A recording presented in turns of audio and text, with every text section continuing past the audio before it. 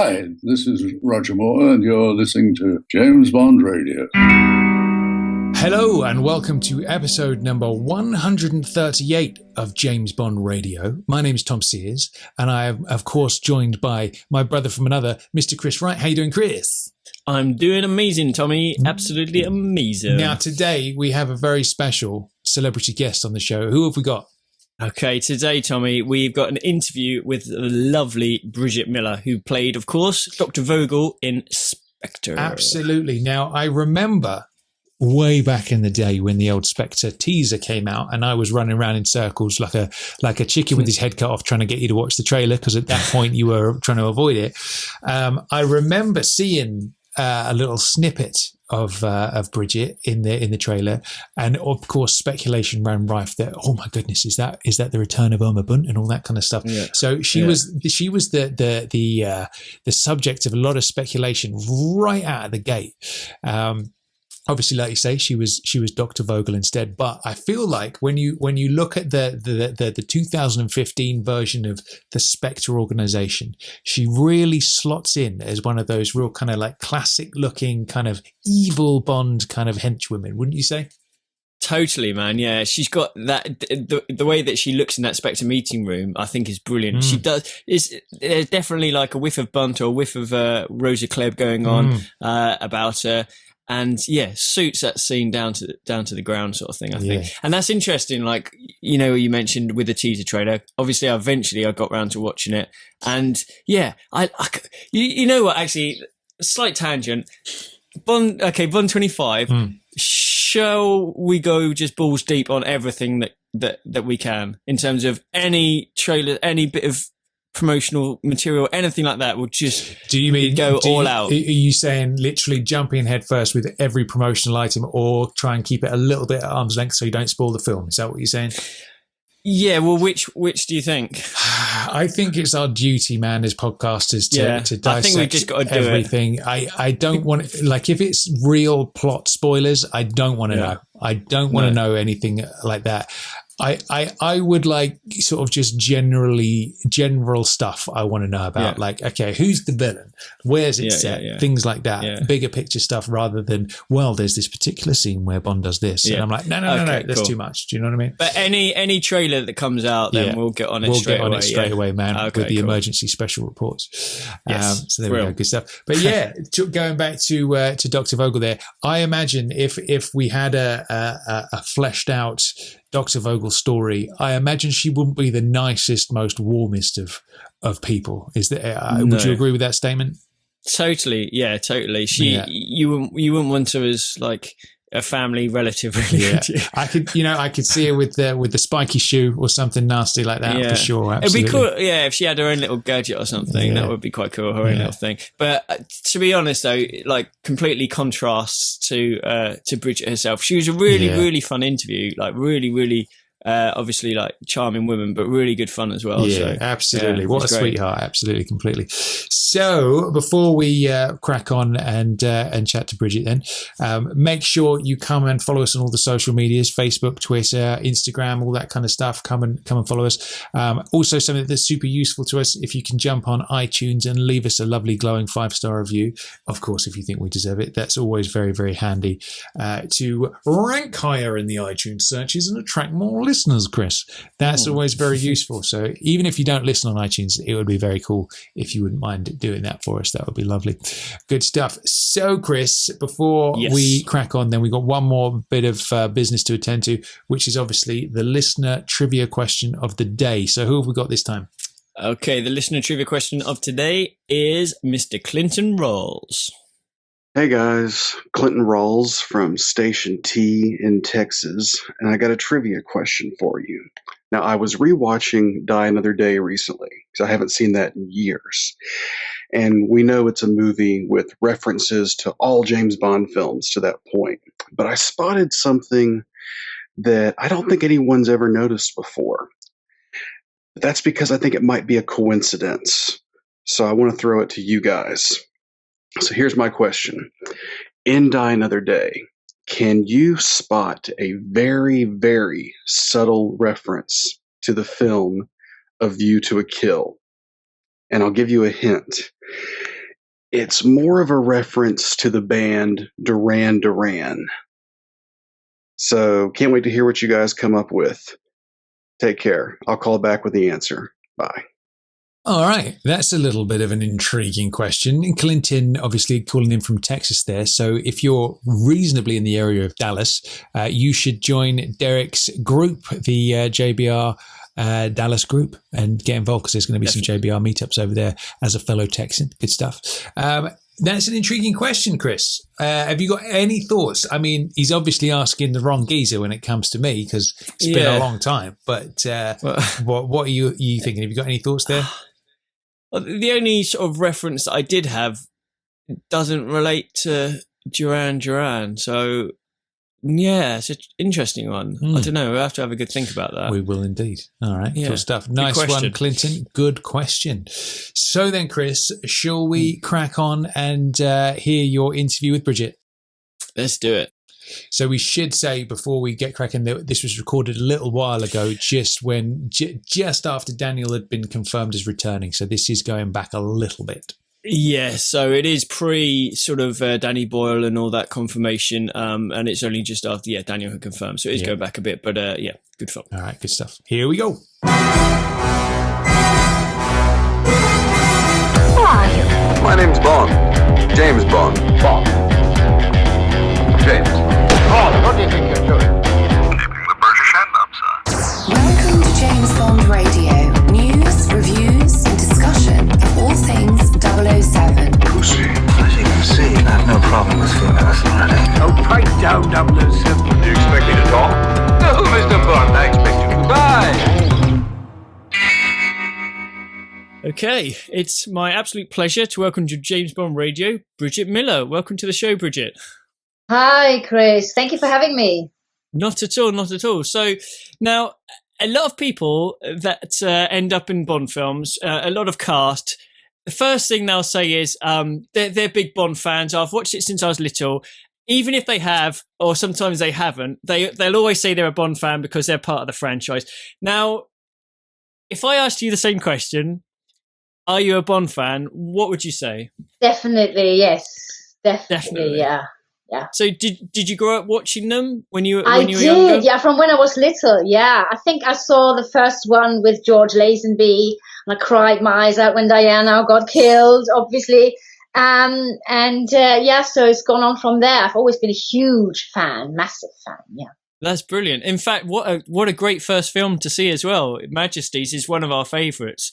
Okay, so we're going to start with a 007 quick fire round to get the ball rolling, so to speak. So question number 1, Bridget Miller, what is your favourite James Bond film? That must be From Russia with Love. Ooh, good choice, good choice. Now, what is it about From Russia with Love that does it for you?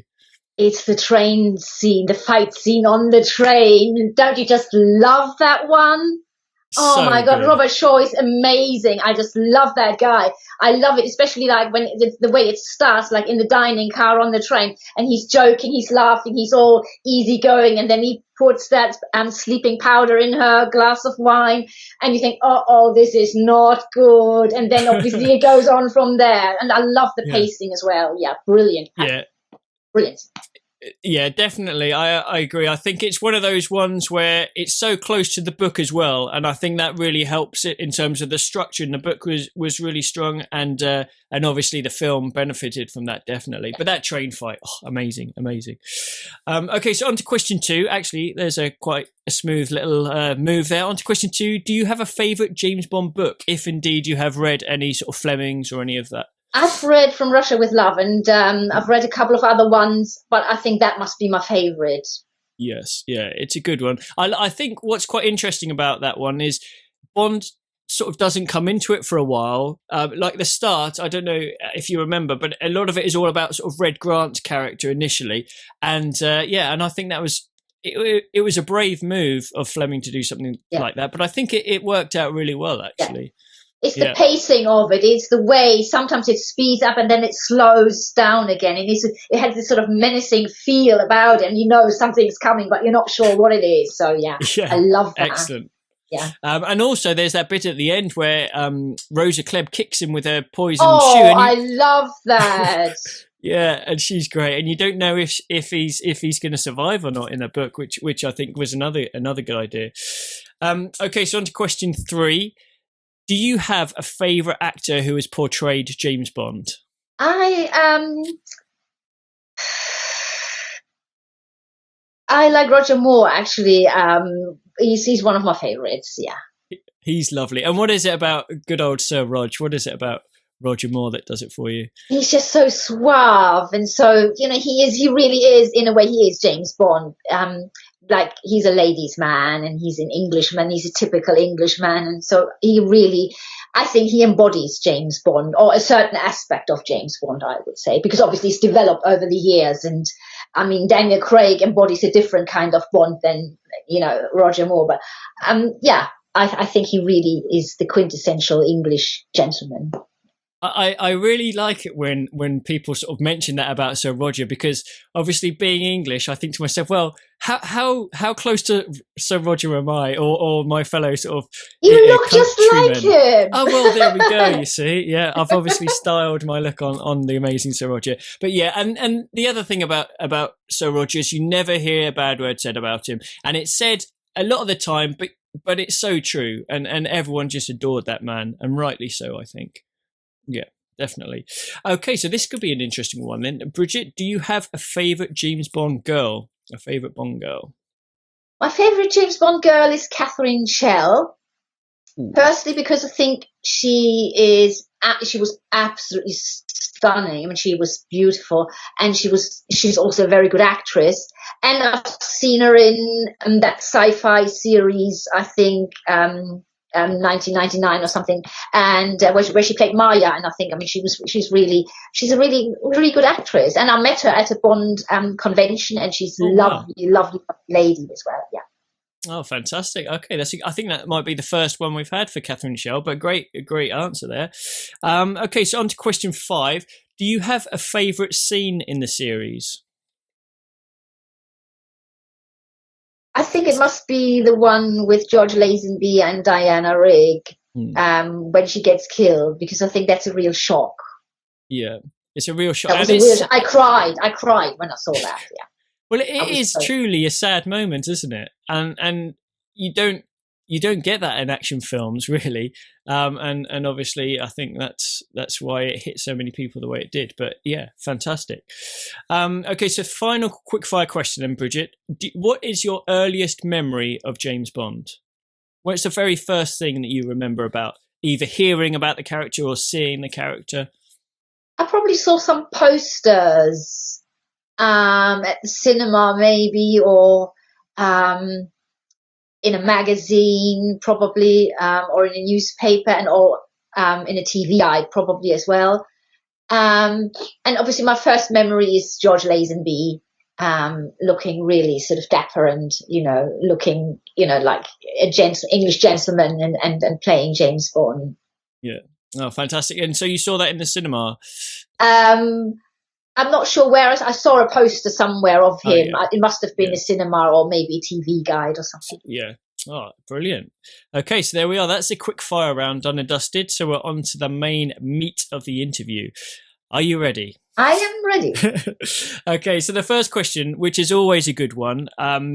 How did you initially become involved in acting and the whole film industry? And was it something that you always aspired to? Not really. I've always wanted to be an artist. But when I did my A-levels and I wanted to study art, my parents were making very discouraging noises, saying, no, you'll never be able to earn a living being an artist. And because I was good at languages, so they sent me off to university studying languages, English, French, and Russian. And I worked as a translator and personal assistant and various other things. But there was always something lacking. And when I was made redundant from my boring day job, my brother said, why don't you just use the redundancy money and do something that you really enjoy? So I wanted to do dance, and the dance course was full up. My brother said, well, try the acting course. You can always switch back to the dance course later on. And I said, well, I don't want to become an actor. Who wants to be an actor? Not me. And then I did the acting course, and lo and behold, I really enjoyed it, and I decided to pursue an acting career. Wow, that's amazing, isn't it? So it's fascinating how people end up in certain positions, and obviously with acting, it wasn't something that you thought about, but yet you gave it a go, and suddenly you realised, wow, this is something I could see myself doing, sort of thing. Yeah, that's fantastic. Wow.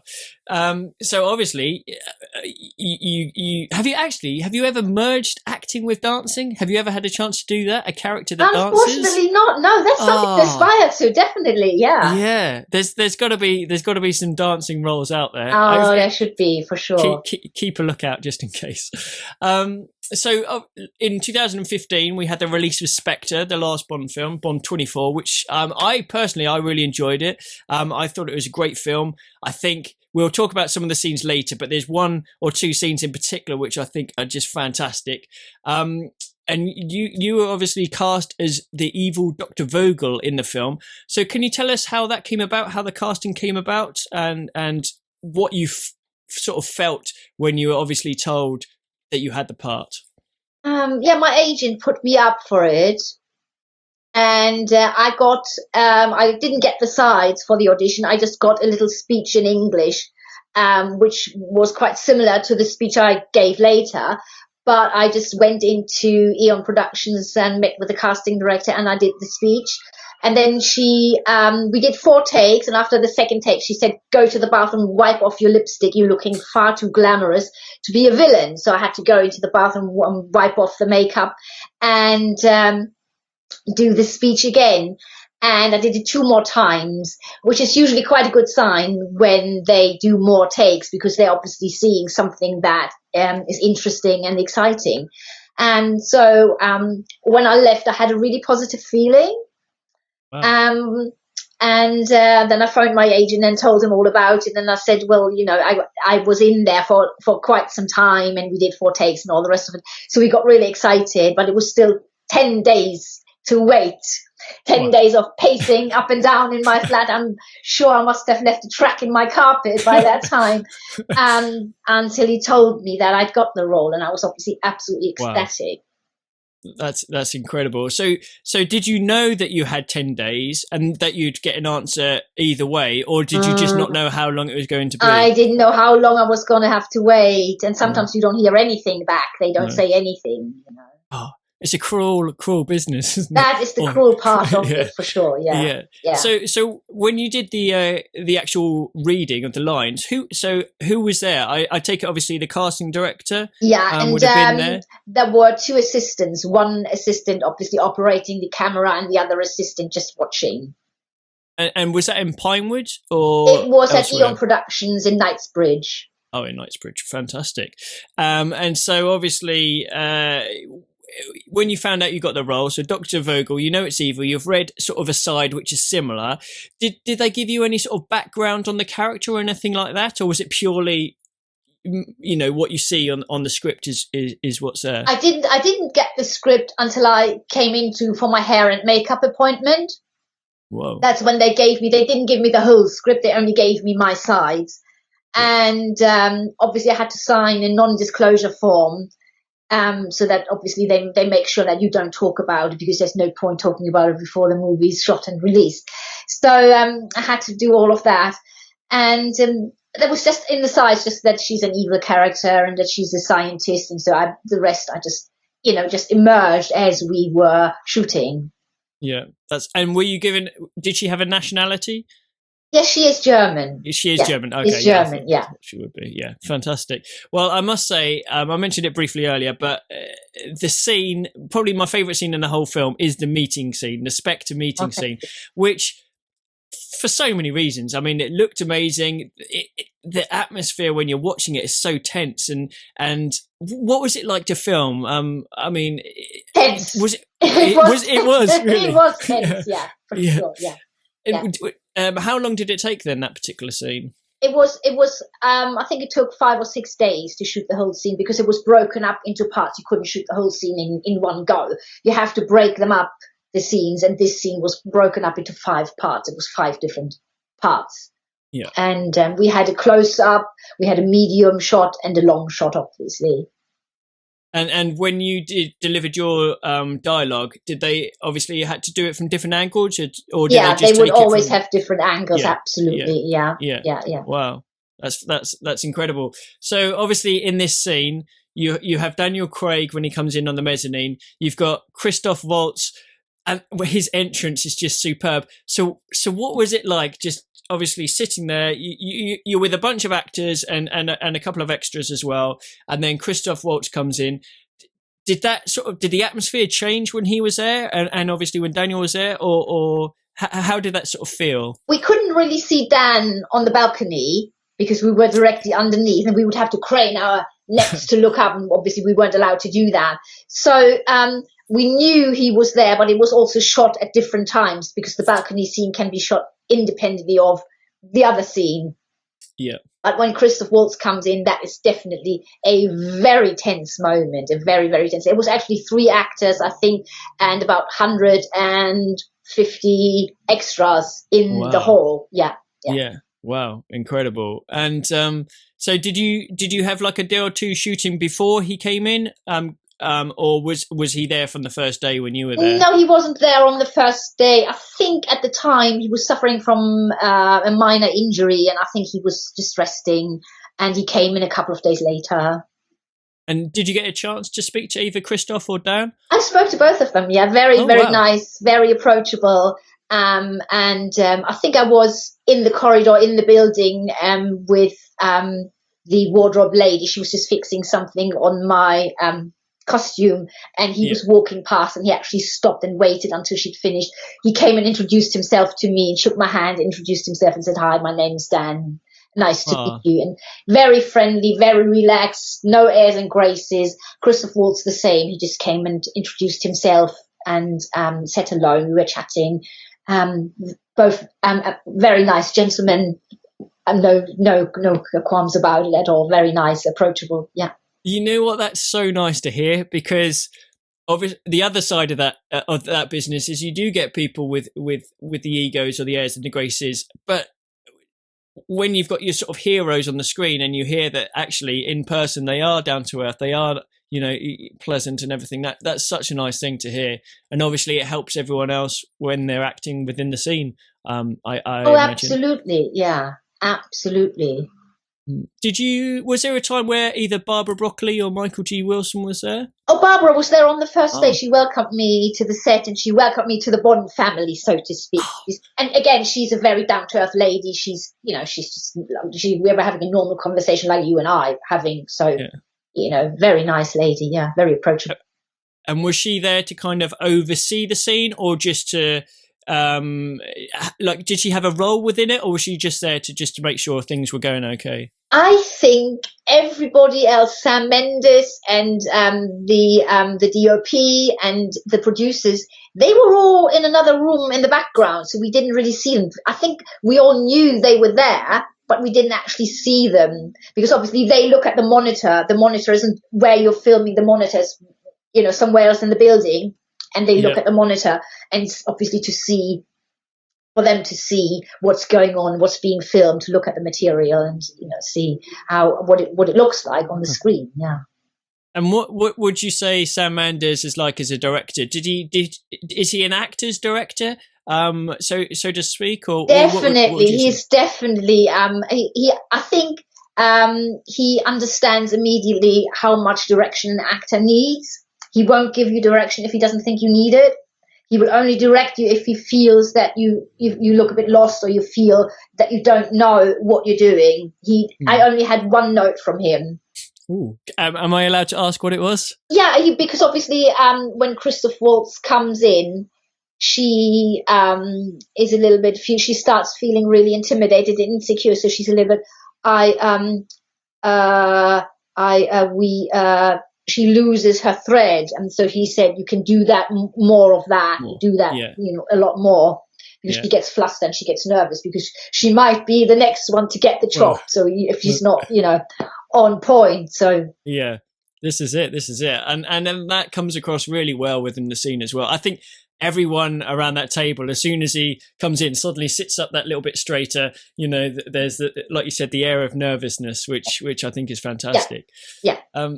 So another interesting thing about that particular scene is there were a couple of stunts involved. So there was obviously the part where Hinks, Dave Bautista. I mean, what was he? Did you get a chance to speak to Dave Bautista? I did. He was there with his girlfriend, and she was sitting in the background watching him when he came in and did the thing with the nails. And he is just the gentlest giant that you can possibly imagine.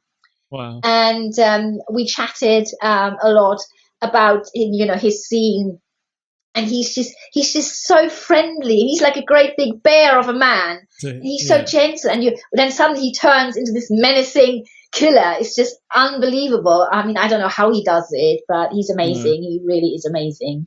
And it's hard to get how tall and how wide this man is. Obviously, you can see on screen, but up front, up close, it must be sort of strain the neck type thing. I felt very, very, very small in comparison to him. I mean, he's just Matt. He's towering over you. He's very imposing, obviously. Yeah.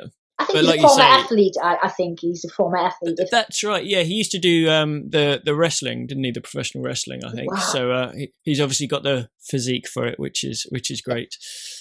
So were you there when some of the stunts were involved? Obviously, you mentioned the eye gouge that he did, and there was another one where I think Bond sort of threw someone off the balcony and he landed on the table.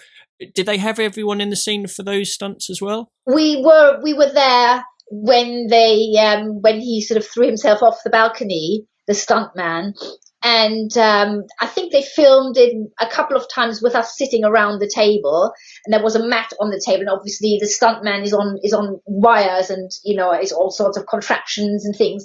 And then he actually falls down at a really great speed and almost hits the mat. And the last split second, he turns the head because obviously he doesn't want to fall onto the mat with his nose broken, so he had to quickly turn his head. Wow. And that was like a split second, amazing. Wow. That sounds exciting. Oh, it was so scary. It was really, really scary. We were all like, oh my God, what's happening? Wow, amazing. Now, I have to ask this question. I have asked someone else this question who happened to be sitting around the table at the same time. Did you happen to keep... well, first of all, did you have a Spectre ring in the scene, which I believe you did? I had a Spectre ring, yeah. You did. I mean, you've got to have a Spectre ring, haven't you? If you're at the Spectre meeting room, that's like definitely the number one priority. Were you allowed to keep that ring as a souvenir? Unfortunately not. No, I had to give it back. What? That's such a shame. That's such a shame. Did you? I take it everything like the costume and every prop and accessory obviously has to go they back. have a list. Yeah. Shoes, check. Tights, check. Skirt, blouse, jacket, brooch, earrings, wristwatch. Everything gets ticked off. You give it all back. So give it all back. Definitely. Yeah. Oh, well, I mean, I suppose if everyone started taking things, then, it would be crazy. And they might, another interesting thing, they might need the rings for a future film. Who knows? Who knows? Yeah, who knows? Dan is on board. That's really great news. Yeah, it's superb. I mean, if Dan comes back and Spectre comes back in the next one, there might be another scene with Dr. Vogel. What do you think? It would be lovely to come back. Yeah, fingers crossed. Yeah, I mean, I can't see how they wouldn't have Spectre in there. I think it's got to be in there somewhere. Yeah. Following the last one. So, what would you? Okay, so if you heard from your agent, oh, by the way, Bridget, you're in Bond 25, you're in the next one. What would you like to see from your character in the next one? What sort of scene maybe would you like to be in? Well, what I would like to do is maybe order Bond to be killed, or maybe go after him myself. Obviously, that would be even better. But if I just pick up the phone and I could just dial a number and say, we want him terminated, or bring him in dead or alive, or something like that, that would be fantastic. Yeah, that would be great. It's just that one killer line, which exactly. People will remember you for forever, sort of thing. Yeah, exactly. Maybe he could even come in whilst I'm trying to have him, eliminated. He comes in and terminates me. That would be fantastic. There we go. Well, we better get on to the script writers. If you're listening, Bridget's just come up with a great idea. Yeah, and we'll see what happens, which is great. So obviously, hopefully, fingers crossed that will happen for Bond 25. aside from that, what else are you got going on in the acting world? Have you got any other films that you're working on this year, or theatre, or anything like that? I've got an acquaintance who is a director, and said he would want to put me in one of his theatre plays. That's something to look forward to at the Royal Theatre Stratford, Royal Theatre Stratford East. That might be happening. I'm doing a project in France, which is at the moment we're still waiting to hear back from the lead actor whether he's going to be whether he's going to be around to do it or not. We're still waiting. And hopefully there'll be a horror movie called The Jarkeen at some point as well. Yeah. Wow. And the horror movie, what sort of will you be playing on the horror side or on the? I'll be on the horror side. side? I'll be the ghost. Yeah. Oh, really? The ghost coming down the chimney. That's brilliant. Wow. Okay. Superb. So I mean that. You've got a lot to look forward to, but what we'll do if Bond 25 happens, then we'll have to have a little celebration party, and obviously Dr. Vogel, we'll have to have you back on the show just to see how your character's changed since the first one. That would be fantastic. Yeah, definitely. So whereabouts can our listeners find out about you? Do you have a website or anything like that? I've got my own personal website, www.bridgetmillar.com. And obviously I'm on IMDb as well, so you can find me on IMDb as well. I'll tell you what, we'll stick up your IMDb link when we post this show, so everyone can go and find you there, and obviously your web link as well. Excellent. Oh, thank you.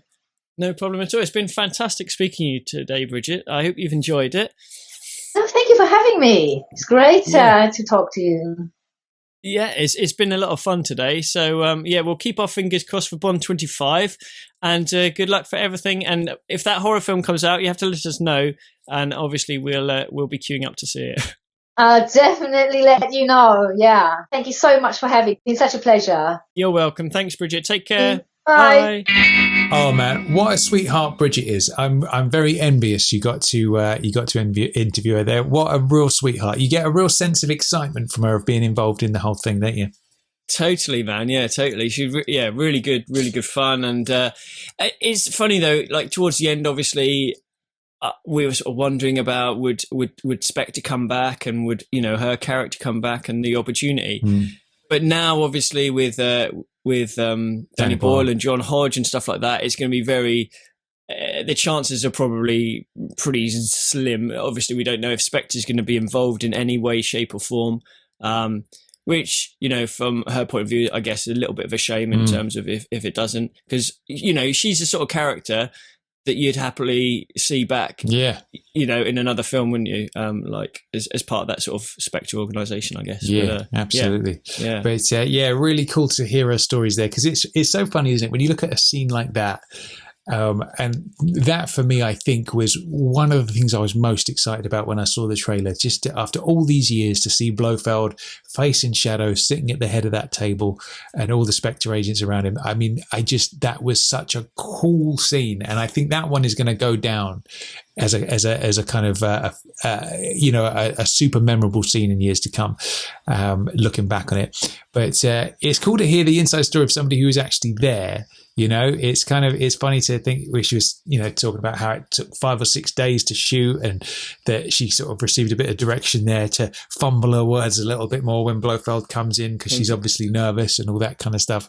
It's interesting to hear that process, isn't it? Totally. And, just being there would be amazing. I guess Sid Mann would also know about that, wouldn't he? Having been there for the same amount of time. But just being in that room and is incredible, and that scene is just fantastic. And I think you can see it on the screen, the way that because she's quite commanding in terms of her initially, isn't she? And then you can see everyone around the table suddenly go when obviously Christoph walks in, when Blofeld walks in. But that is for me probably the best scene, or at least one of the very best scenes in that film, without a shadow of a doubt. For sure. Excusing the pun. Isn't it a shame she didn't get to keep the old Spectre ring? I wonder, man, with the amount of people, because she did say that everybody got a Spectre ring, but I do wonder where all those rings ended up, because it feels like that's such a sort of thing that you could just sort of like be like, you can keep the ring. You know what I mean? Yeah. There's got to be at least, well, how many do you reckon there were? Maybe about 40 or something like that? Maybe something like that. I mean, unless Eon sort of said, "Oh, we're going to keep them for future use," because they might have thought obviously they'll need them for the next film. But then you think, we'll just knock up a couple more, isn't it? But, yeah. But I wonder where they all ended up, man. They've got to be in a drawer somewhere, surely. If you'd been in Bridget's position, would you have kind of gone, "Oh, I don't know where it's gone"? It's like, I'm sure like it's under the table somewhere, and then just like leg it home and like wear it then forevermore. Absolutely. I feel like you'd have to, wouldn't you? It was like Sid Man nicking a load of the casino chips from Skyfall, wasn't it? Well, I say nicking, borrowed, given. Maybe we'll edit that bit out. Anyway, moving on then. Yeah, so how cool was that, man? I think what will be interesting, because you often hear of like people consider the roles for women in Bond films. You often hear it, don't you, where they say, "Oh, they're just running around in bikinis, they're just eye candy and nothing else." Which, when you go back through the series, is just not true. Of course, you do get a fair bit of that. I think Mary Goodnight would be a good example of that. I mean, the most famous bikini scene of all with Honey Rider is another one. But like, I think there's a common misconception that there's that sort of like bimbo kind of Bond girl thing. So we thought what we do today is go back and look at some of the really meaty kind of roles for the females of Spectre, the ladies of Spectre. So what do you think, Chris? Does that sound good? Yeah, no, it sounds really good. And obviously some of the roles are sort of minor ones on the screen. Some of them are fully fleshed sort of main characters. But all of them are great. If you look at all the sort of Spectre villainesses, they've all been spot on. So I guess if we start with Dr. No, now obviously the female villains in this are working for Dr. No, who is a part of Spectre, so it's kind of, through that way. But I guess starting off, the very first female villain we have in a Bond film. Now, this is an interesting one. So it's the photographer in Dr. No, obviously. And in the book, her name is Annabelle Chung. But her name isn't mentioned in the film, but I guess you could still call her Annabelle Chung. So she's obviously the one, she tries to take a photo of Bond, and they end up at Pussfellas, and she's a bit nasty, though. Do you remember she gets that camera bulb and scrapes it down Cora's face? I mean, pretty evil type woman, that. And I think although it's obviously a small role, it sort of sets the tone a little bit for sort of female villainesses, don't you think? Absolutely. I mean, even though she's kind of sitting there being interrogated by Bond and Quarrel, it's kind of like she does sort of put up a fight, doesn't she? Like you say, with the flashbulb and stuff. And she's cool. And I tell you what's interesting about her is you never know what happened to her. She disappears into the night, and that's it. So she's still out there somewhere, old Annabelle Chung. Yeah. Taking photos here, there, and everywhere. Yeah, indeed. Yeah. Cool. So there we go. Now, next up, right, I think Miss Taro is another good example, because she's one of these that's obviously a bit of a seductress, right? But at the same time, she's not your kind of like, she's not like Nina and Varushka in The World Is Not Enough. Do you know what I mean? She's got a little bit of something in there as well. So tell me, how do you feel about Miss Taro? Yeah, she's a really cool character, and like evil as well. So obviously she's the one Bond first encounters her in the British sort of consulate, whatever it is, where she's listening at the keyhole and stuff like that, and invites her out to tour around the island, and she obviously invites him to her house. And so obviously she's been assigned to sort of set him up as a trap, and the three blind men, chase him. But I love that bit where the doorbell, like he knocks at the door. Is it doorbell or he knocks at the door? Either which way. And she suddenly thinks, well, hang on a minute, who could this be? Opens the door, and Bond's standing in front of her, and the look on her face, it's a great little scene. That. And that is really one of those moments, isn't it? We said it way back in the day when we first reviewed Dr. No. He's got that, is it a towel, I think he's got like wrapped around his fists, and he's walking towards her like Red Grant with his garrote wire. And just the look on his face, and you do not know what he's going to do. It's like, is he going to strangle her, or is he going to kiss her, or what is he going to do? And that's a cool little moment there. But I think that's a very tense scene as well, obviously, because there's that bit where they're in bed together and she's on the phone. And it's kind of like he knows that she's obviously letting somebody know. I'll have to go now. Indeed, I'll have to go now. He obviously knows that she's calling somebody to let them know that Bond is still alive. But there's a nice little bit of tension in there. So where did Miss Tarot end up? Where did she go? So she was basically arrested, wasn't she? Because Bond obviously knew what was going on, had arranged for when he does that whole thing of I'm just calling for a cab. And she obviously mentions the car trouble, so she knows why he didn't encounter the Three Blind Mice, even though he did. But he's actually obviously calling the police or whatever to turn up, and then she thinks it's a cab, goes in, and then I like the way he just shoves her in, and but then she spits on him as well. And now we talked recently about old Dario in License to Kill doing the same, but this time we've got a female. And for some reason, it makes it dirtier, doesn't it? It makes it nastier. It really does. Well, especially in those old days as well. It's kind of like in those old films, like the ladies are definitely sort of, in those times meant to be these sort of prim and proper, super pure kind of creatures. And then when you've got one gobbing in your face as far back as 62, that's quite a strong move for a lady, I guess, in those days. It is. And it's a good way to make people evil. Just make them spit at someone, and then that's it. Yeah, totally. So obviously she was arrested, and I'm sure she's still in prison in Jamaica somewhere. Yeah, absolutely. Okay, so finally then we got Sister Rose and Sister Lily, both obviously really small parts. They obviously work for Dr. No. Bond and Honey end up at his sort of his sort of headquarters in Crab Key. And they're almost, now this is kind of strange because obviously they're there because they've been captured and taken, but when they're sort of shown around the room, and it's almost like a hotel, isn't it? And dinner will be served at this, here's all your clothing, here's your bed, really nice, comfortable, but yet they are trapped within the prison, mink lined and with silver first class service, whatever it is, so, and I like that sort of juxtaposition there. I think it's pretty cool. So small roles, but still pretty cool, I think. Yeah, absolutely. Good stuff. Now, and I like the double act as well, Sister Rose and Sister Lily. It's quite a cool little thing. It's a bit like, obviously later on we got Bambi and Thumper, and I like that whole sort of the sort of double act Mishka going on, and Grishka before Mishka and Grishka, and less knives, I guess. Good stuff. Now next up is a behemoth of a Spectre villain, which is of course Rosa Klebb. Now I feel like I was saying earlier with the spiky shoe, I feel like Dr. Vogel could have, like, if her part was fleshed out a little bit more, I feel like this would be the kind of character Vogel would be, like a really nasty kind of, I guess it depends what kind of a doctor Vogel would be, but I imagine she'd be into like nasty torture and stuff like that, Or like Dr. Kaufman with all the little things, but actually using them, which would be good. Yeah. In fact, that would be really cool if there was someone like that. Yeah. All these little torture devices. Yeah, totally. A little bit of sort of electrocution, a little bit of, there was one of those things that Stamper had where it sort of captured the testicles and like crushed them, which is absolutely obviously, it makes you wince. That is not what but something like that would be quite cool. But yeah, I think so. Rosa Klebb. Okay, so we've got number 1, who is Blofeld, head of Spectre.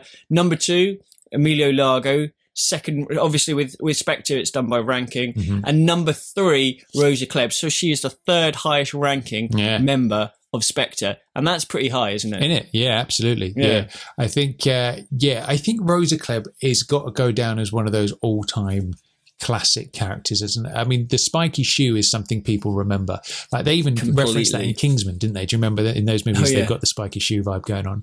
But man, I think Klebb is one of those that you have to, when you read the book, it goes a bit more in depth. So Klebb, there's that scene where she's kind of like talking to Romanova and kind of telling her what her job is going to be, kind of thing. And then there's this really weird, very Fleming-esque moment where she leaves the room and comes back in like a nightie, like negligee, with like makeup all over her face and stuff, and she's trying to seduce Romanova, kind of thing, which obviously you don't get on the screen version.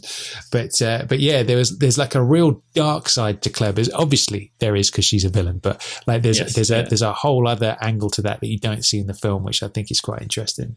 Totally. I suppose the only very brief bit you get in the film is she kind of like brushes her leg slightly, doesn't she? Or puts a hand on her leg or something like that. Yeah. But the other scene, sort of, which she's really memorable for, is when she's responsible for finding the girl, finding Romanova, and finding like the henchman or assassin to take out Bond. So she goes to Spectre Island. I love that scene. Goes through all the sort of Spectre assassins training, and obviously picks Red Grant, and that whole knuckle duster scene. That's a pretty iconic scene as well, I think. And like, she's brilliant in that. And she's just so, you could never imagine her smile. No. You know, I don't think she smiled in her whole life. You know, she's stone cold and evil and, you know, greed for power and everything like that. And the only time that you ever see her sort of do anything else is when she's scared, when she thinks, you know, she's about to be killed before obviously Constantine gets killed instead. And then she's suddenly, you know, upright, and obviously she gets one more chance. And then that bit at the end with the whole fight in the chair and everything like that, she's just sort of wild, isn't she? Yeah, that's something to be said as well. Because obviously at the end of the film, there's that moment where Bond's got her up against the door. She's trying to kick him. And then Tanya's going like back and forth with the gun and stuff. But in the book, obviously, she does kick Bond. And there was basically the whole book ends, doesn't it, with Bond collapsing on the floor and blacking out due to the poison.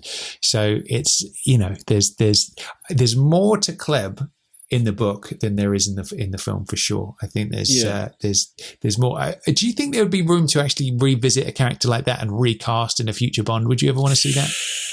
I don't know. I'm probably not. I'd prefer to take aspects perhaps that weren't on screen and sort of merge them into a different character, into a totally new character, maybe. But no, I don't want to see another Goldfinger. I don't want to see another, you know, any of those really. It would just be too weird. Fair enough. For me personally. But anyway, I think you're barking up the right tree. Unless it's a Lego version. Hey, there we go. Absolutely. Or a Muppet version, maybe. Or a Muppet version, indeed. So next up, honourable mention goes to Red Grant's masseuse, Jan Williams. Good stuff. Yes. She does a good massage, bless her heart. We don't know what happened to her either. She runs off and that's it. So I wonder if she's like the Spectre masseuse in chief. Do you know what I mean? Whenever any of their, you know, agents need a massage, she's the one they call, or whether she was just there as a little, you know, one-off. I think she's the go-to masseuse. I'd be down for that. Nicely done. Next up, it's Chris's favourite. Who have we got this time? We have got, obviously, the amazing Fiona Volpe. Now, man, I love Fiona Volpe. She's just pure evil. She's powerful. One of the best villainesses, one of the best characters, I think, in the series. She's clever. She outwits Bond quite a lot of times. She's deadly. She is the Spectre. She's part of the execution branch of Spectre. You know, if anyone's going to be sort of evil and whatever, she is. And no qualms whatsoever about killing people. That whole, obviously, Count Lippy taking him off with a rocket-firing motorcycle and stuff. Brilliant. And she's there when, obviously, they kill Duval with the gas and all that sort of stuff. And, she's great. I think she's fantastic. Yeah. What do you think? She's cool. And I tell you what's interesting about this, because again, when you think about it in the context of the times, like I was saying, back in the 60s, there's this whole kind of prim and proper thing, you know, women had their place and all the rest of it. So a character like her coming out of the gate is, you know, quite a brave thing, in the sense that we talked about Holly Goodhead, didn't we, where they're kind of like level pegging the whole time, and obviously they sleep together, and then Bond sneaks out in the morning like he does, and the moment you hear the door close, her eyes are open, and she's level pegging, and she's playing the game just as much as Bond is. And I feel like Volpe kind of sits in that kind of that box as well, in the sense that she's very capable. You see her killing people and all the rest of it, but she doesn't mind using her sexuality to get the job done as well, in the same way that Bond would. Do you know what I mean? Bond will go in there and seduce someone to get the job done. She's going to do the same. And I would say, you know, you've got obviously Pussy Galore in the previous movie, but as a kind of real proper villainess, which obviously Pussy Galore wasn't quite. I think she's the first time we see somebody who I would say is up there with Bond, on sort of like a level playing field a little bit. Completely. And she outdoes him as well. You know, that whole thing where she, after they sleep with one another, and then Yanni and Vargas sort of turn up, and she sort of says, you know, Bond makes love to a woman, she starts to hear heavenly choir singing and all that sort of stuff, and immediately sort of returns to the side of right and virtue or something like that. But and like she's totally just blowing it back in Bond's face, and I think that's great. Yeah, man, and she's nice wild. Do you like wild? Do you like wild things, Mr. Bond, James Bond? I like that. Yeah, that's cool. She's cool. And I tell you what, her death scene is great, man. I love her death scene. And I tell you what makes it even better is the way the score moves with it. You've got all those mental bongos going on and that huge build up. And then as soon as the gun goes off and it just goes back to that little jig.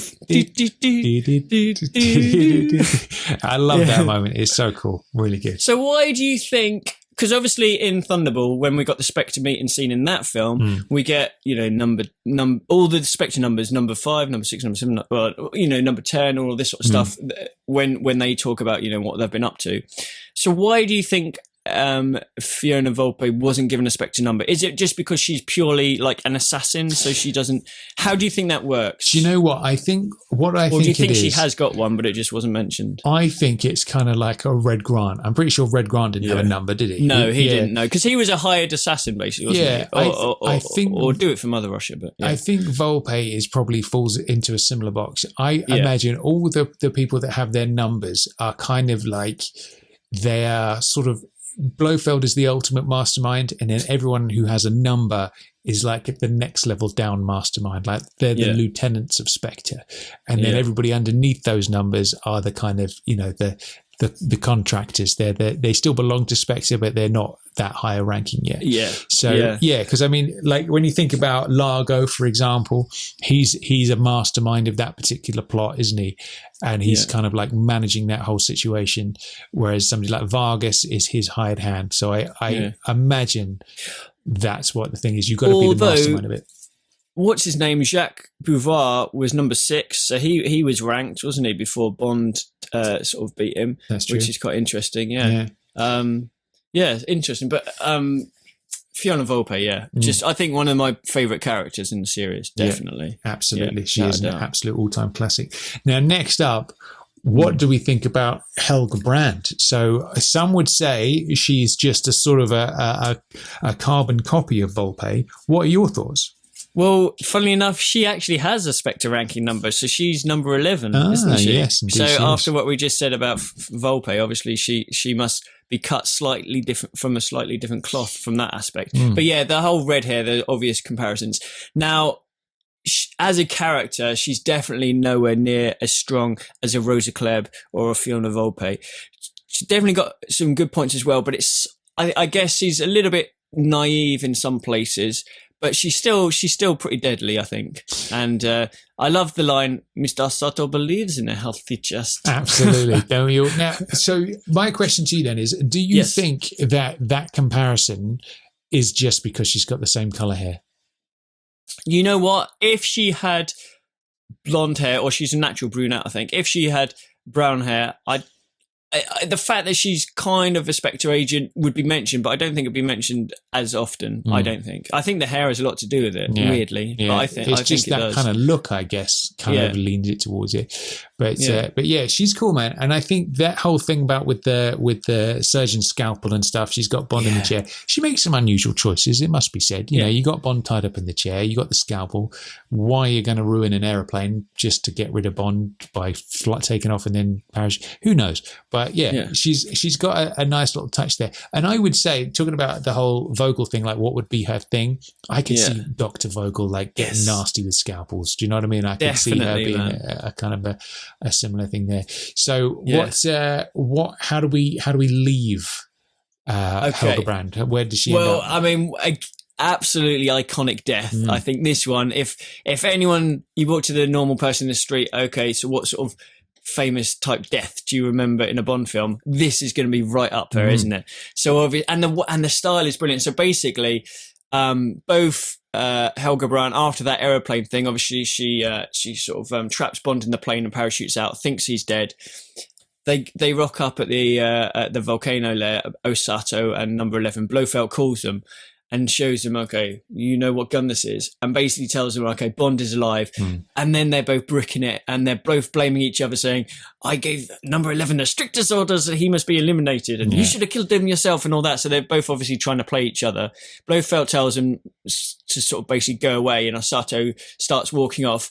And then Helga Brandt sort of, and she starts to walk off. And then you just get the classic bit with the foot on the little pedal thing, trapdoor bridge, whatever it is, and she falls into the piranha tank, into the sort of pool of piranhas, and it is classic stuff. This, isn't it? If you're not going to be eaten by a shark, it's got to be piranhas, isn't it? At the end of the day, it's got to be done, man. It's got to be done, and it's pretty gruesome as well, sort of thing. Like her scream and everything like that. Now, here's a question. Is that real? Like, do piranhas really behave like that? I mean, because I feel like, obviously, you throw somebody in a pool of piranhas, they're not going to be stripped of their flesh within 30 seconds or whatever it is Blofeld says. I feel like that's something from movie land. But what is the deal with piranhas? Do you know how that works? Yeah, they're really, really strong sense of smell in terms of if there is blood in the water, it can make them go frenzied. So they can attack, and they do attack in schools, but it takes them a lot longer to obviously strip a man to the bone. But I mean, it wouldn't be nice if you were sort of covered in blood and jumped in a pool of piranhas. It wouldn't be nice. But, you can just picture it now, and you can imagine just getting little bites all over, but like razor sharp teeth and little chunks coming off you. 30 seconds is a bit fantasy land in terms of the time, but I think you can allow it within the film world, and also it's just a classic way to go as well. In it. So I'm just jumping on popularscience.com, Chris, and I'm like Googling how long does it actually take to strip a man to the bone with piranhas. Now hold on, the page slowing very slowly, unfortunately. Hold on. Okay. Here we go. Nice. How long does it take for a piranha to eat a human? And the answer is... What, one piranha or a load of them? Hold on a minute. Sorry. That's all right. I was going to say, if you had one, it would obviously take ages, wouldn't it? But if you had loads of them... So here we go. Yeah. It would probably take 300 to 500 piranhas 5 minutes to strip the flesh off a 180-pound human. So... I guess it comes down to the number of fish you've got and the size of the human, obviously. But 5 minutes to strip the flesh off the human. What does Blofeld say? Do you remember what the time is? Yeah, I think it is 30 seconds. Strip a man to the bone, 30 seconds. I think it is. So he must have. So how many was that? 500? Did it say 300 to 500? So 300 to 500. So he must have. What's that? I'm not good at 10 maths. times more, isn't it? It's like a lot of piranhas, a couple of thousand. 4,500 or something like that. I don't know. But yeah, he's obviously got a lot of piranhas. But yes, I mean, you got to go with it, haven't you? You got to go with it, definitely. Yeah. Have you seen, now this is a slight tangent, have you seen the film Piranha? No. Or Piranha 2 with David Hasselhoff? No, but it sounds like it's going to be amazing. It is. Well, Piranha 2 is a bit sketchy, but Piranha 1, it's one of those things where it's so bad it's half watchable, but only once, and that's it. But yes, cool stuff. Yeah. Next up, then we have Irma Bunt. Yeah. Now this is another one. She's a cut from a similar cloth to Kleb, I would say. Tell me about how you feel about Irma. Yeah. Again, another brilliant character. Another one that you just wouldn't see. Oh, no, I was going to say you wouldn't see a smile, but she does smile, doesn't she? You remember when she sees all the angels of death sort of being hypnotized, and she's watching over them kind of like, yes, this is working sort of thing. So she does smile, and I don't think even Kleb would have smiled there. But yeah, cut from the same sort of cloth. Again, evil. She's quite physical as well. She's quite a large lady, isn't she? You wouldn't want to mess about with her. I feel like she's a bit like a female Gunther. Do you know what I mean? Yeah. I feel like if I tried to take her on in hand-to-hand combat, I think I would. I'm not sure I'd fare that well. She's like a sort of cannonball lady, isn't she? I imagine she'd like charge into you and knock you over. But I suppose the interesting thing about Irma Bunt is she kills Mrs. Bond. And she gets away with it at the end of the day.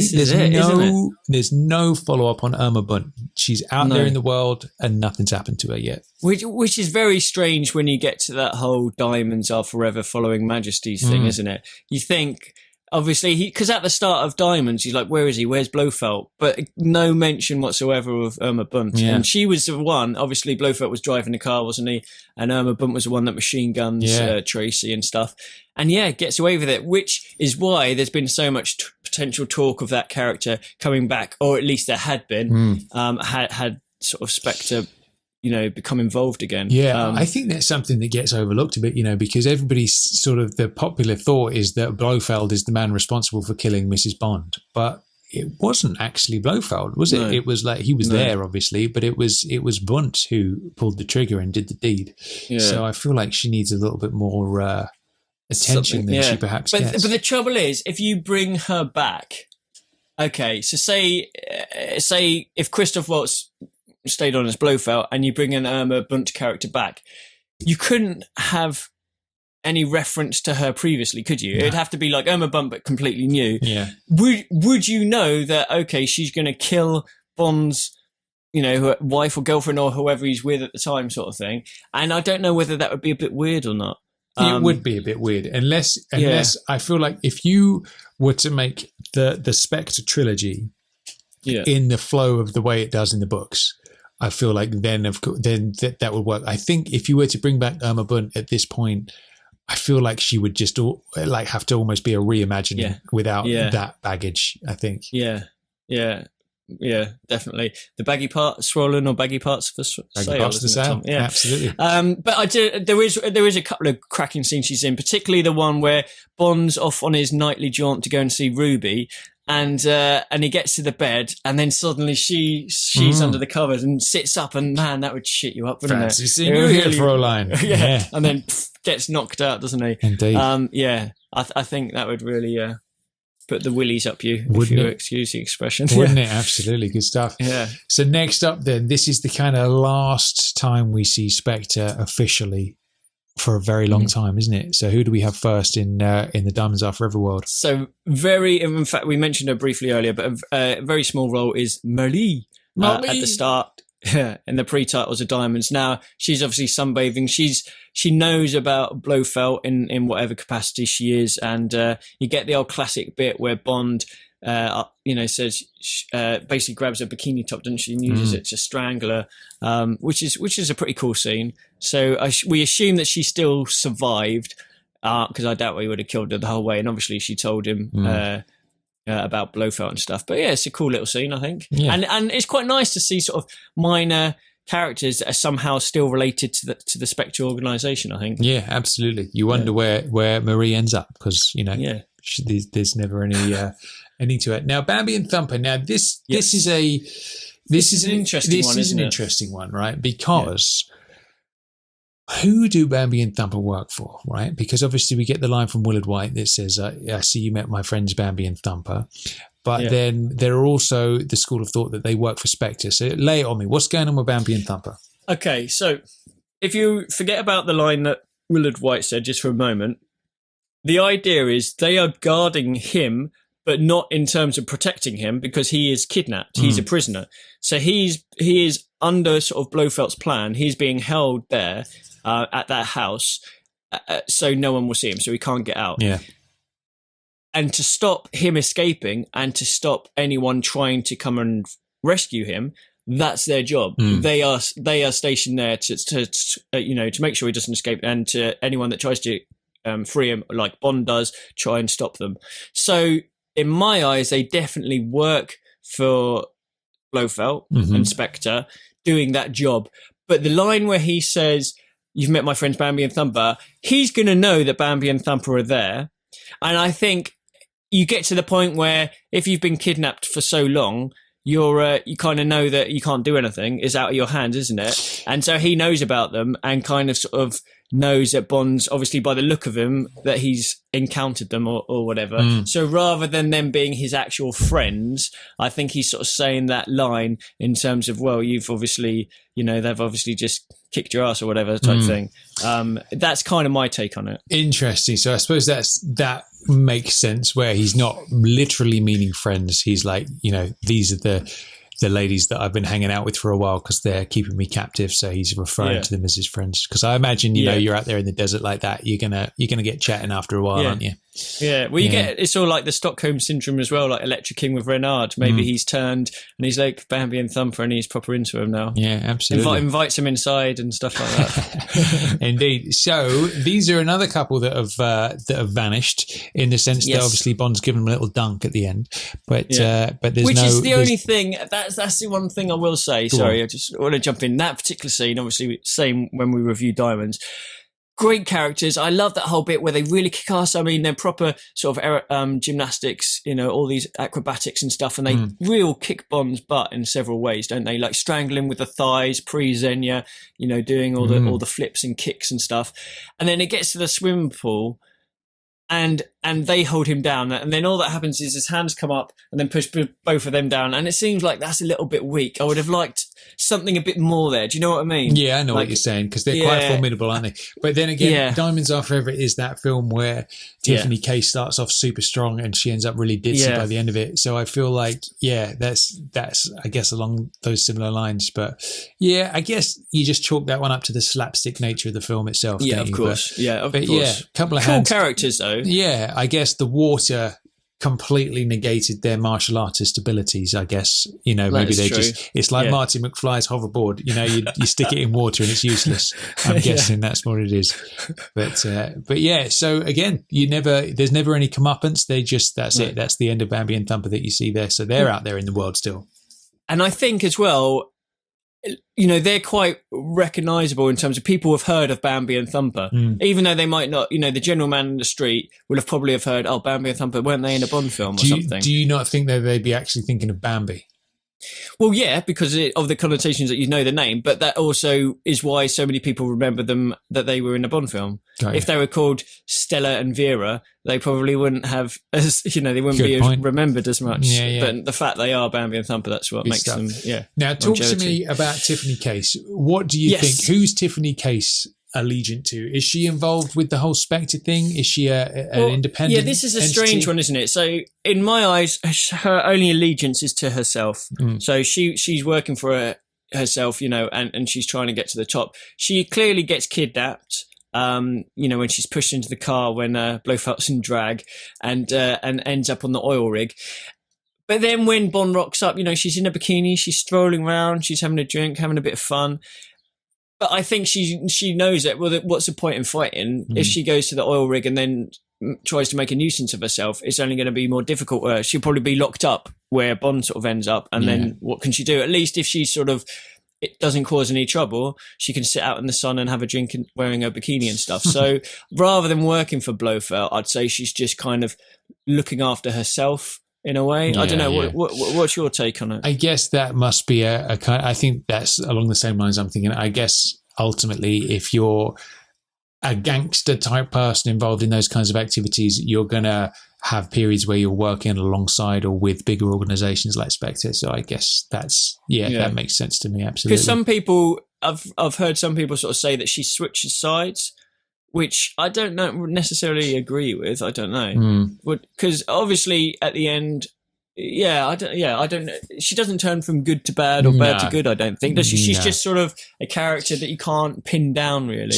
And by the end, I think even she's not sure who she's friends with now. She doesn't seem to, all of a sudden her brain just seems to stop functioning and she just becomes this sort of... when we talk about bimbos, this is unfortunately one of those, isn't it? Tiffany Case. But she starts off so strong. Isn't it? When he first meets her and she's great, all the different wigs and she's sort of clever and stuff like that, and then it ends up being like, obviously, the way that she does. It's a bit of a shame. It is a shame. It's almost like two different characters. It's almost like they stuck to the old formula and they killed off Tiffany Case halfway through, and then there's another character for the end. But the interesting thing about that, though, is Tiffany Case, if you go back to the books, like they end up together for a long time. Bond and Tiffany Case, they're like they are together, and it's not until the next book that you just sort of see a little bit of their breakup and her head. I think Bond's. I think Bond's sort of like thinking back to when she left or something, but it's very much that next story is kind of like telling that they've broken up. telling the reader that they've broken up. But that's interesting. So Tiffany ranks higher in terms of Bond's list of ladies than most. You know, you obviously got Tracy at the top and Vesper, and then Tiffany's right up there as well because they had a longer relationship than you would imagine. Yeah, interesting. That's good. Next up, then, our guest of the day, Dr. Vogel. Yes. Beautiful stuff. So, it's one of those where I think there's that whole less is more thing sometimes where you look at a character and you're like, oh, your imagination runs wild a little bit, and that can be a super powerful thing where you don't see all the stuff that they do. You don't see her playing with her scalpels or whatever Dr. Vogel's thing would be, because she's definitely got a thing. I feel like you can't be in Spectre without having one. But I really think I would love to see that fleshed out more, because I think there's something about there's that relationship with Blofeld and Bunt where there's something about Bond having like a nasty female sidekick that I find very appealing, I think. And I feel like Dr. Vogel would be a good candidate for that. Yeah, and I love the idea, like you said, of the sort of scalpels or some sort of torture type device. Definitely, she'd rock that well, I think. I guess the only other sort of ones you could potentially associate as well, the Angels of Death working for Spectre, but obviously they're doing it, you know, they don't know they're doing it, do they? When they're under hip. Yeah, exactly. But looking back, okay, so just going through some of those names. So we've got Rosa Klebb, we've got Fiona Volpe, we've got Irma Bunt, we've got Bambi and Thumper, Helga Brandt. There's some killer, you know, they're all brilliant characters, aren't they? Really strong female characters, you know, scary as hell, a lot of them. So that whole argument, aside from obviously the Tiffany case, you know, the last part Tiffany case sort of thing. Yeah. But all the others, if there's any sort of counter to that argument, just look at those female characters, you know, watch those scenes, see how fleshed out they are, seeing how sort of strong they are as female characters. And it you know, anyone that works for Spectre, like you said, they've got to have something about them. They've got to be pretty clever. They've got to be evil. They might have sort of, you know, like a weapon or sort of thing as well. But they need, you know, you don't get into that organization like, you know, you have to have something sort of about you, don't you? 100%. And so if Spectre does come back, whether it's obviously maybe not in the next one or a future one, I really want to see a strong female villainess character again. I really do. Now, actually, there was talk, wasn't there, of the next of a main sort of villainess. I was going to say you might get your wish very, very sooner than you think. Yeah, because there's all that rumor about Danny Boyle's villain is going to be a lady. Yes, which is interesting. We will see. But nice little recap of the ladies of Spectre there, the femme fatales. Good stuff. And obviously lovely to chat to Bridget as well. Good stuff. Lovely to hear her stories. So next up then, I think it's time we revisit the trivia question of the day, don't you, Chris? I do indeed. So this was from Mr. Clinton Rawls. Here we go. In Die Another Day, can you spot a very, very subtle reference to the film A View to a Kill? And I'll give you a hint. It's more of a reference to the band Duran Duran. All right, so I must admit I'm none the wiser on this one. There's obviously Die Another Day I haven't seen in 16 years, so I wouldn't know the answer to this question.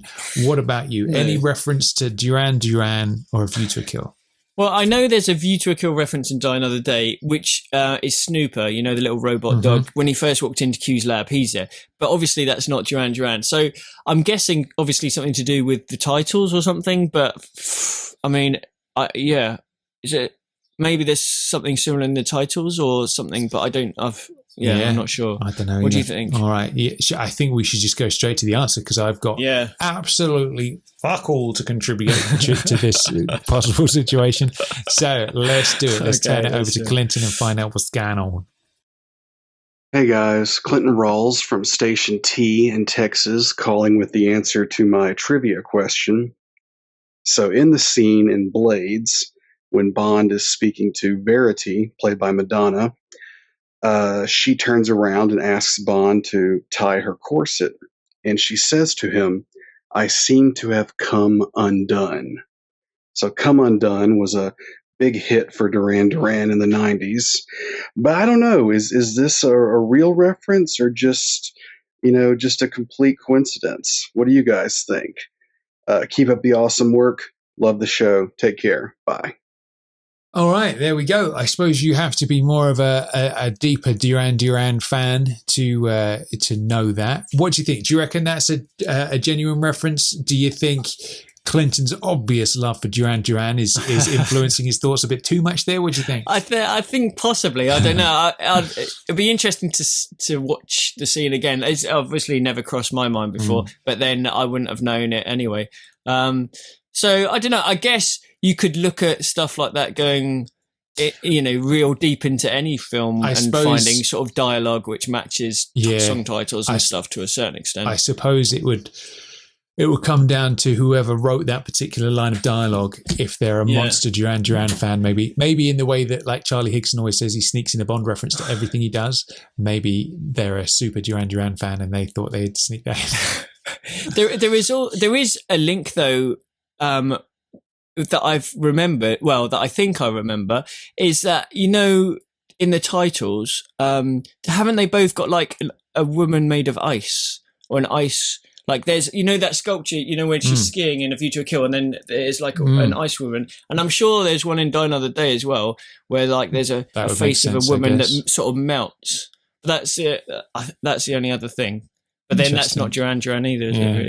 I guess. All right. Nice one, Clinton. Good stuff. Thanks for phoning that one in. Good stuff. So next up, Chris, you know what it's time for? I do indeed. It's time for the Guess the Quote round. Bond. James Bond. Very nice. All right, coolio. So I believe it was your quote last time, wasn't it, if I remember right? It was indeed. And my quote, again, forgive the delivery, my quote was, get these analysed. For her eyes only. No, I'll do it again. Okay. So it's get these analysed. For her eyes only. I don't know the answer to this. I'm thinking it's a Daniel Craig. Yes. And whatever's being analysed for M's benefit. Yes. So get these analysed for her eyes only. Is it Skyfall? Yes. Okay. What needs to be analysed in Skyfall? I'm loving your detective work, working through this, man. It's brilliant. Yeah. What needs to be analysed in Skyfall for her eyes only? These. They're fragments, if that helps. They're fragments. Or there's another word I could use, but that would give the game away a bit too easily. What do you when people have injuries at war and missiles explode and bits of metal get stuck in them? Yeah, shrapnel. Yeah. So. Hold on. Is it Patrice's bullets? Yes. Is that what it is? Yeah. Nice. So, do you remember he's been shot, so he cuts out the little bits, the fragments of the bullet shell, so they could be analysed and they find out it's made from depleted uranium or something. And that's how they trace it to Patrice, isn't it? Gotcha. So he's sort of saying, check these out, basically. And for M's eyes only is what he's sort of getting. Very nice. See, now, I'll be honest, I didn't get that from knowing the quote. That was pure detective work. And I know, and I loved it, man. That was nice. So good. That was nice. Good to see you at work. I could see the cogs turning in your brain as you're like looking up. Nicely done. That was great. Coolio. Excellent stuff. So I've got a new quote for you this time, Chris. Are you ready for it? Are you prepared? I am. Hit me with it. Yes. Okay, I need to get a bit physical with this one, so let me just adjust myself. Here it comes. Okay. Mr. Bond. I think I've got it. That's brilliant. I'll perform that for you one more time. Okay. Mr. Bond. That's so good. Thanks, man. I practiced it. That's fantastic. I love it. All okay. Right. Yeah, I think I'm You're quite confident on that one. Yeah. All right. Yeah. We will find out the answer to that one next time. So do we have a listener quotes this time? Yes, so we'll listen to the listener quote from last week, which is from Stan from Sorry. Mugi Kajua. All right. Yes. I'm going to go out on a wild guess. I don't know exactly what scene this would be. I'm guessing that's Tiger Tanaka, and I'm just doing it because to my ears it sounds a bit Japanese, and I could kind of hear him saying that in a roundabout way. What about you? What are you thinking? I still don't know. I don't think it's Tiger, because I don't think he ever speaks, apart from when he speaks to his when they're analysing the microfilm. I don't think he speaks too much in the film. So I don't know. Something's telling me it's not. He does. So he does that little bit in the baths, doesn't he? When they're having the bath where he talks to the ladies. But this is quite forced. It sounded from the thing. I don't think it's. Something's telling me it's not You Only Live Twice, but okay. For the life of me, I can't say what it is. Maybe it could be Mr. Osato. I don't know. Should we find out? Should we turn it over to Stan? It might not even be Japanese. Yeah, there we go. Hello, Tom and Chris. Stan here from Surrey, phoning in the answer to the listener quote I left for you, which was Mugi Kajua. The answer was, of course, Mr. Expensive Acne himself, Zhao, in the pre-title sequence of Die Another Day, speaking on his walkie-talkie in Korean, saying, "Bring the weapons," just before he discovers that Mr. Van Peer is, in fact, 007. Keep up the good work, guys. Bye! No, he stumped us there, didn't he? There we have it. We got another Die Another Dayism, so there we go. So, nicely done. That's a good little quote. I guess, from my perspective anyway, if you want to catch me out, it's a safe bet to do a Die Another Day quote, because I probably won't get it at this stage of the game. Yeah. But here we are. Look, we've come out of the tail end of the Timmy period, and we're going to be starting the Pierce period soon. Are you excited for a bit of GoldenEye and all that? I'm very much excited for GoldenEye, big style. But it's one step closer to the Die Another Day review, absolutely. So cool. Nice one, Stan from Surrey. Good stuff. Excellent performance. Next up, then, we have a new listener quote. And who's this one from? Yes. This is David from Woking in Surrey. Hi, Chris. Hi, Tom. I'm David. I'm from Woking in Surrey. And loving the podcast, guys. Fantastic work. Really, really enjoyed the last one. Talking about Bond 25 and touching on Mount Asgard as well. And I certainly Googled a picture of the mountain afterwards. And I've always thought to myself, I wonder what Bond did when he landed, and how did he get out of that mountainscape after? Anyway, I've probably got too much time on my hands. So I'm going to now give you a quote of the day. I'll be really impressed if you can get this one. So, here it is. Look, what is this? I'm going to give it to you one more time. Look, what is this? I'm supposed to... Okay, good luck with that one. And I'll give you the answer in a minute. All right. Interesting one, David from Woking. Look, what is this? I've got to... I'm not sure about that. It's obviously somebody who's been a little bit taken by surprise. But do you know what? Do you know what's not the answer, but what immediately springs to mind? I wonder if it's the same one as me. Is it from Diamonds Are Forever? No, it's not. Shall I say what mine is? I know this isn't the answer. It's, look, what is this? A pervert's convention? There it is.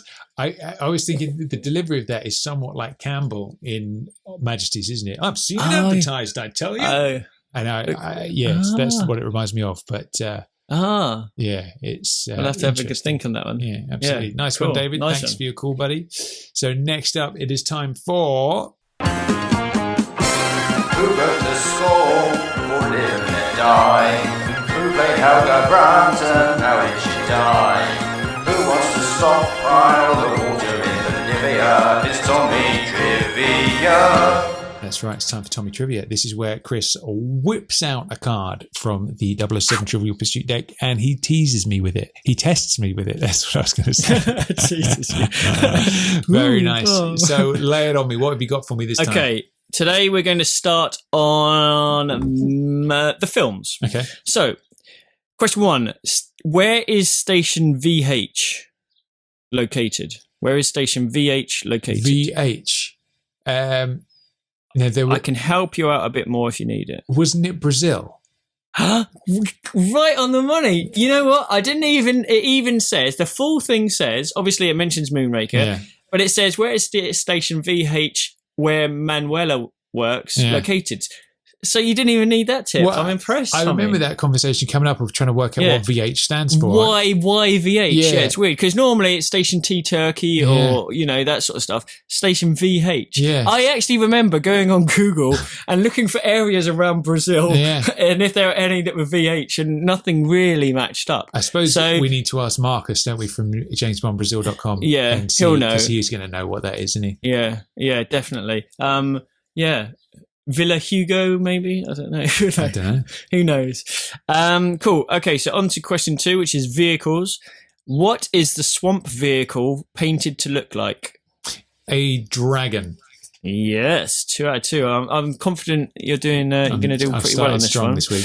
Yeah. Okay. On to gadgets and weapons, Tommy. How does this is pretty apt for what we mentioned earlier. How does Helga Brandt die? She gets eaten by piranhas. She certainly does. Would you count that as a gadget or weapon? I suppose weapon may be a piranha. I don't know. It could be a weapon. Bit of a strange one. Yeah. Okay. 3 out of 3. On to the locations. What country is the real Arecibo satellite dish located in? What country is the real one? So it's not asking in terms of the film, it's asking in real life. Where the real, yes. Oh, God. Is it... We can come back to it if you want, or...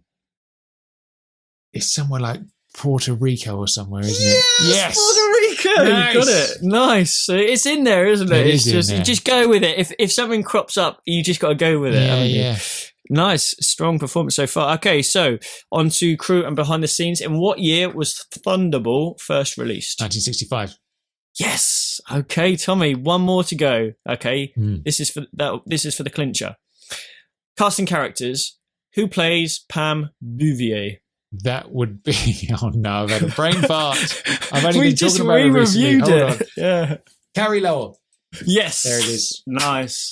100%, Sometimes Tommy. my brain has a little panic, and then it goes, all right, I'll let you remember what that was. Yeah, very nice. Good stuff. Strong week this week. That was a strong week. Good stuff. I'm proud of myself. Now, next up, it's time for the final game of the day, Chris, which is...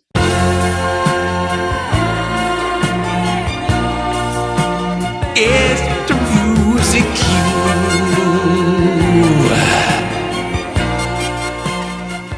Splendid. It is time for Guess the Music Cue, which is where Chris furnishes us with a very short little snippet of a Bond score, and we have to guess the scene and the film. So you had a one from last time, which on reflection, I think I have it.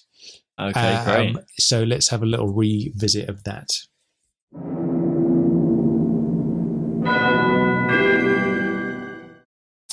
Righty-ho. Something tells me it's an older Bond film. You'd be heading in the right direction. Almost the oldest one, but not quite. I think you're definitely in the right direction. So I would say it's From Russia with Love. Superb. Yep. Now, as for what scene, I feel like it's somewhere in Istanbul. Mm-hmm. And is it where they're in the mosque? Yes, Tommy, absolutely bang on. So this is a Saint Sophia mosque when obviously Tanya's on one side and he's on the other with his sunglasses, and he does that little bit. Yeah. And she goes to drop off the microfilm. Absolutely spot on. Beautiful. Brilliant work. Brilliant work. There. I have had a strong week, haven't I? You All have. round. Yeah, it's good. Let's see if this one, sort of see how you feel about this one. So we've got a new Guess the Music Cue. Again, I think you're going to get the film pretty much straight away. But let's see how confident you are after listening to this.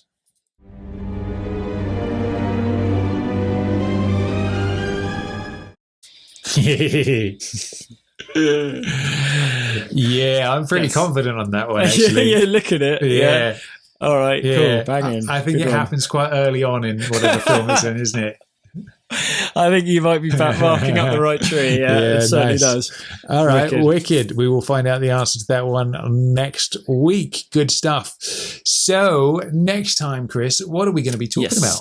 So we're going to go for a musical Bond episode where the subject matter will be The Man with the Golden Gun. Absolutely. It's time for the return of JW who's going to be coming back, and we're going to be tag teaming him this time, aren't we? We are. Nice little threesome going. Absolutely. And see how we get on. Wonderful stuff. All right, good stuff. So JBR will return next Friday with the music of Bond, featuring the man with the golden gun.